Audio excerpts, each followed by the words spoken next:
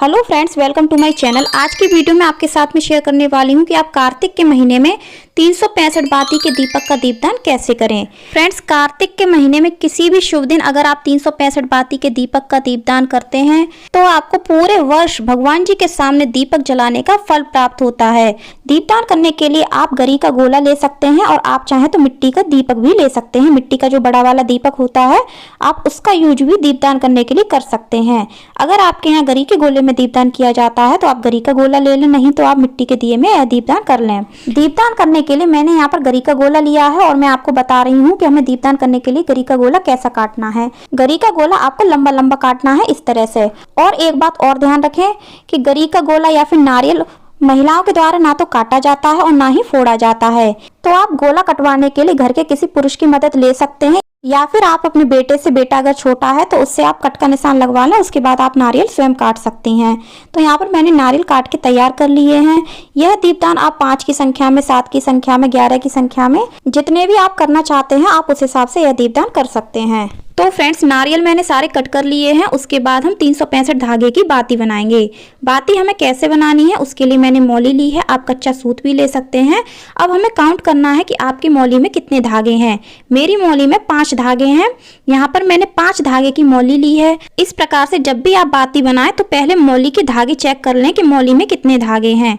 अब इसके बाद हम देखेंगे कि हमें 365 धागे की बाती बनानी है। तो जैसे कि मेरी मौली में 5 धागे हैं तो हम 5 का डिवाइड करेंगे 365 में। डिवाइड करने के बाद आता है कि 73, यानी कि हमें मौली 73 बार लपेटनी होगी। अगर आपकी मौली में 3 धागे हैं या फिर 10 धागे हैं तो आप भी 3 का या फिर 10 का भाग 365 में देकर देख लें, आपको पता लग जाएगा कि आपको मौली कितनी बार लपेटनी है।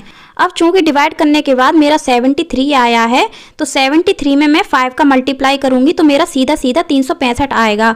अगर आपका मल्टीप्लाई करने के बाद कम आता है, जितना कम आता है तो उतने ही धागे आप अपनी बाती में मिला लीजिएगा बाद में। अगर थोड़ा बहुत ज़्यादा आता है तो आप उतने ही धागे अपनी बाती से निकाल दीजिएगा। अब इसके बाद मैं आपको बताती हूँ कि आपको यह बाती कैसे बनानी है। बाती बनाने के लिए आप मौली को अपने हाथ की उंगलियों पर इस तरह से लपेटिएगा और पूरा राउंड हो जाने पर 1 काउंट करिएगा। तो फ्रेंड्स, इस तरह से हम पहला राउंड लगाएंगे, फिर हम दूसरा राउंड लगाएंगे। दूसरा राउंड लगाने के बाद हम फिर तीसरा राउंड लगाएंगे। पूरा राउंड लगा करके अगर आप काउंट करते हैं तो आपकी एक बार में 2 बाती बन जाएंगी। और अगर हाफ राउंड पर ही आप 1 काउंट करते हैं तो आपकी एक बार में 1 ही बाती बनेगी। तो आप इस तरह से पूरा राउंड लगा कर ही बनाएं। तो फ्रेंड्स, यहाँ पर मैं मौली को 73 बार अपनी उंगलियों पर लपेटूंगी। तो फ्रेंड्स, इस तरह से मैंने 73 बार मौली को अपनी उंगलियों पर लपेट लिया है। अब हम मौली को नीचे से कट कर देंगे। मौली कट हो जाने के बाद हम इस तरह से बाती को अपनी उंगलियों से निकाल लेंगे और इसको बीच में से हम ऊपर से और नीचे से काट देंगे। इस प्रकार से हमारी 2 बाती एक बार में ही तैयार हो जाएंगी। तो फ्रेंड्स, आप देख सकते हैं मैंने यहाँ पर एक बार में ही 2 बाती तैयार कर ली हैं। आप भी इसी तरह से 2 बाती एक बार में तैयार कर सकते हैं। इस तरह से हम बाकी की सभी बातियां बना लेंगे। अब चूंकि दीपकों को प्रज्वलित करने से पहले हमें दीपकों का दीपदान करना चाहिए, यानी दीपकों को दान करना चाहिए।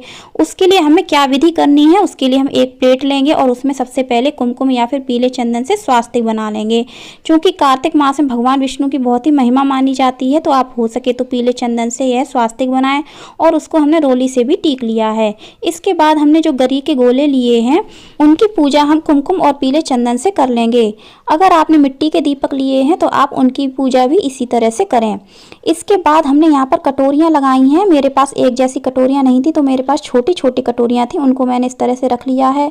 अब मैं इसमें शुद्ध देसी घी भरूंगी। आप तिल का तेल भी भर सकते हैं। कार्तिक के महीने में तिल के तेल का दीपक का भी महत्व होता है।